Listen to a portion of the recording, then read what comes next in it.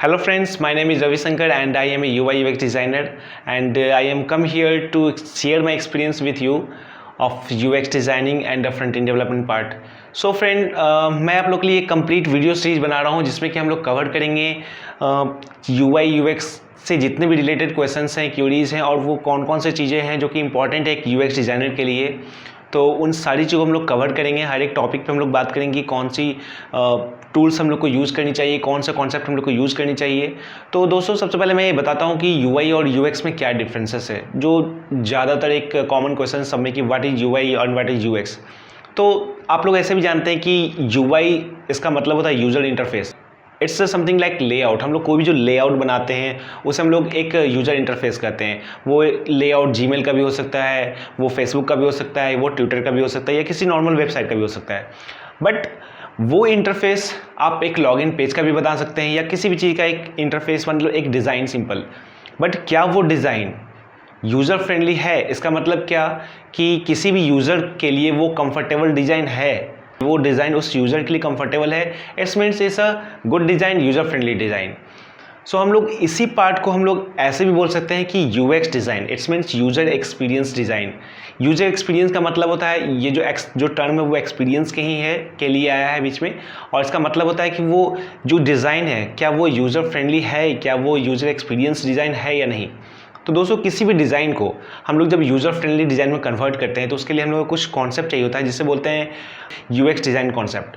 और UX design concept क्या है? तो कुछ प्रिंसिपल्स हैं जहाँ पे हम चीज़ों को प्रोसेस वाइज बनाते हैं ताकि वो बिल्कुल यूज़र फ्रेंडली बन सके। जैसे कि रिसर्च प्रिंसिपल्स हैं, एनालिसिस प्रिंसिपल्स हैं, डिज़ाइन प्रिंसिपल्स हैं। तो इन प्रिंसिपल को हम लोग यूज़ करते हैं। टूल्स हम लोग यूज़ करते हैं जैसा कि आप लोग फैमिलियर हैं, फोटोशॉप, इलस्ट्रेटर, वो सब लोग जानते हैं। बट कुछ प्रोटोटाइपिंग टूल्स हैं जो कि हम लोग वायर फ्रेम क्रिएट करने के लिए यूज़ करते हैं और प्रोटोटाइपिंग के लिए यूज़ करते हैं। Adobe XD, Figma, sketch, Zeppelin and many more. तो दोस्तों हम लोग आगे चलते हैं, बात करते हैं कि UX डिज़ाइन कॉन्सेप्ट है क्या और इसमें कौन कौन से प्रिंसिपल हम लोग फॉलो करते हैं। ये एक UX डिज़ाइन कॉन्सेप्ट है। यहाँ पे हम लोग जो प्रिंसिपल्स यूज़ करते हैं वो फर्स्ट हम लोग प्रिंसिपल्स यूज़ करते हैं research principle, then analysis principle, then design principle.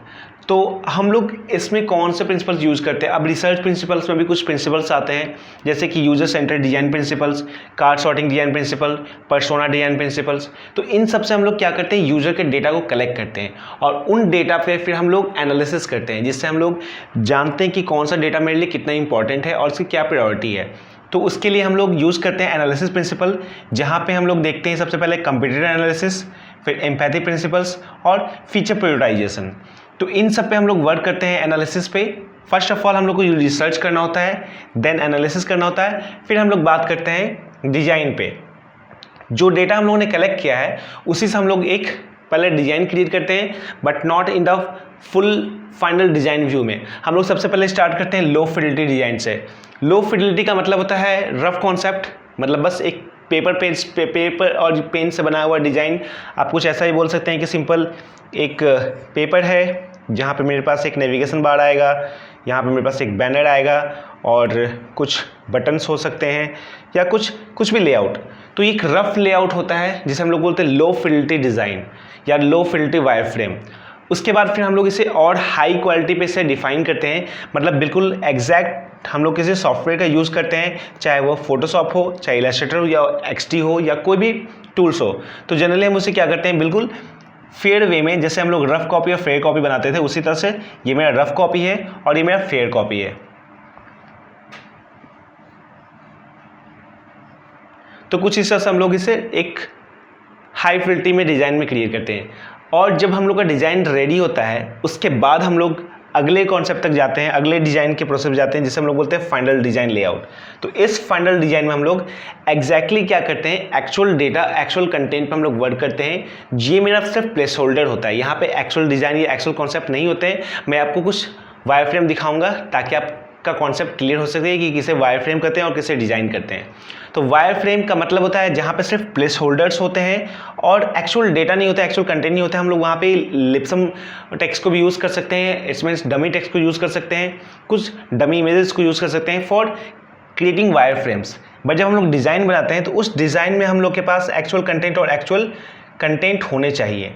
तो ये प्रोसेस होता है हमारे डिज़ाइन का। सबसे पहले फर्स्ट ऑफ ऑल हम लोग रिसर्च करते हैं कि कौन सा डेटा इंपॉर्टेंट हमारे लिए, और फिर उस डेटा को हम लोग एनालाइज करते हैं कि कौन सा डेटा मेरा किस वे में हम लोग को दिखाना है। देन हम लोग डिज़ाइन पार्ट में जाते हैं और एक लो फिडेलिटी बनाते हैं, फिर हाई फिडेलिटी, देन डिज़ाइन।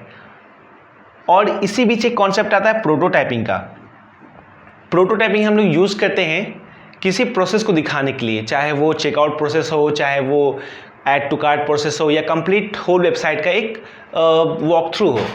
इसका मतलब होता है क्या कि हम लोग जब किसी होम, अबाउट अस, कॉन्टैक्ट्स या किसी भी पेज पे क्लिक करते हैं, वो उस पेज पे चला आता है, यानी कि उसके डिजाइन पे चला आता है।